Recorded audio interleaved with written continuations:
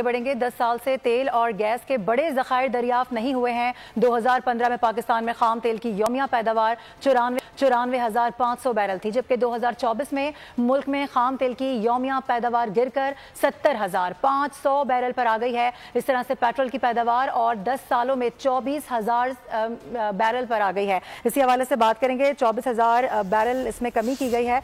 आपको ये बता दें कि 10 साल से तेल और गैस के बड़े ज़खायर दरियाफ्त नहीं किए जा सके हैं। 2015 में पाकिस्तान में खाम तेल की यौमिया पैदावार की अगर बात की जाए तो 94,500 बैरल थी, जबकि 2024 में मुल्क में खाम तेल की यौमिया पैदावार गिरकर 70,500 बैरल पर आ गई है। कफील अहमद से बात करेंगे। कफील, आगाह कीजिएगा, मजीद क्या डिटेल सामने आ सकी हैं?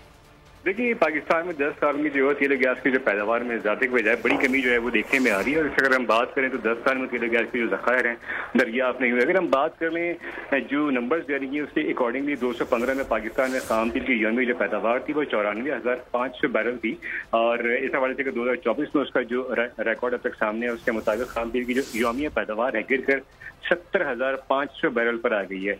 और पेट्रोल की पैदावार 10 सालों में 24,000 बैरल तक जो है वो गिर गई है। इसके अलावा अगर हम बात कर लें गैस के हवाले से तो गैस की जो पैदावार है वो 10 सालों में 900 MSCF की गैस की जो है वो कम हो गई, जबकि 2015 में गैस की जो यौमिया पैदावार थी वो 40,016 थी, जबकि 4,016 थी, जो कि 2024 में 3,116 MSCF की गैस जो है वो रिकॉर्ड की गई।